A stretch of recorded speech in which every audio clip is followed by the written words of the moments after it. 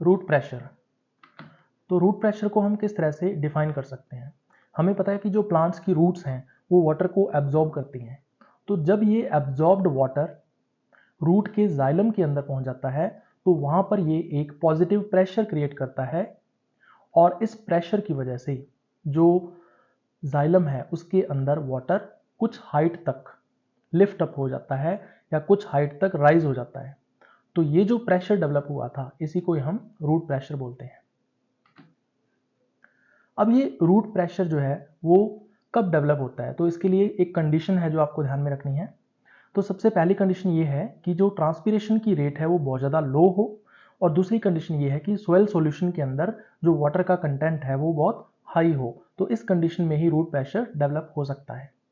अब root pressure जो है वो कब डेवलप होता है? तो ये नाइट टाइम में डेवलप होता है जब प्लांट की रूट्स एक्टिव एब्जॉर्प्शन करती हैं। एक्टिव एब्जॉर्प्शन का मतलब ये एनर्जी स्पेंड करके या एटीपी को खर्च करके वाटर को एब्जॉर्ब करती हैं। इसको एक्टिव एब्जॉर्प्शन हम लोग मानते हैं।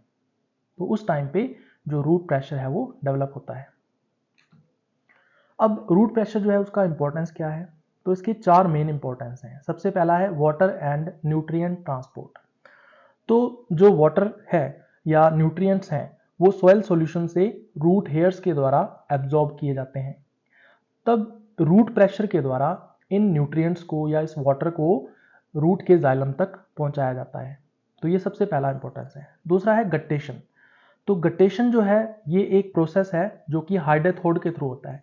हाइडेथोड एक इनएक्टिव स्टोमेटा हम लोग उसको बोल सकते हैं जो हमेशा ओपन रहता है, और हाइडेथोड से जो वाटर ड्रॉपलेट्स की फॉर्म में निकलता है वो पूरी तरह से प्योर होता है, और इस प्रोसेस को हम लोग बोलते हैं गट्टेशन। तो ये गट्टेशन का प्रोसेस रूट प्रेशर की वजह से होता है। तीसरा है रीहाइड्रेशन ऑफ द जाइलम। अब जाइलम के अंदर जब वाटर की डेफिशिएंसी हो जाती है तो वाटर की रीसप्लाई या रीहाइड्रेशन जो है वो रूट प्रेशर की वजह से किया जाता है। इसके अलावा लास्ट इसमें इंपॉर्टेंस आता है supporting early morning water supply. तो मॉर्निंग टाइम में जब लीव्स के स्टोमेटा क्लोज्ड होते हैं और ट्रांसपिरेशन की रेट जो है वो बहुत स्लो होती है, तो उस टाइम पर प्लांट के डिफरेंट ऑर्गन्स में जो वाटर की सप्लाई है वो रूट प्रेशर के द्वारा की जाती है।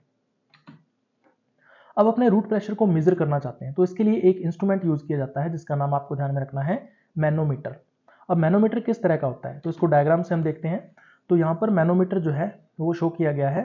ये एक एस टाइप की ग्लास ट्यूब होती है जिसके अंदर जो वाटर है वो फिल्ड रहता है। अब इस ग्लास ट्यूब को हम क्या करते हैं, एक प्लांट लेते हैं और उसका जो स्टेम है उसको यहाँ से काट लेते हैं, जिसको हम बोलते हैं स्टंप ऑफ द प्लांट। अब इस स्टंप के ऊपर हम क्या करते हैं, ग्लास ट्यूब को जोड़ देते हैं, इसको अटैच कर देते हैं, और बिगिनिंग ऑफ द एक्सपेरिमेंट आप देख सकते हो जो वाटर का लेवल है वो लो है।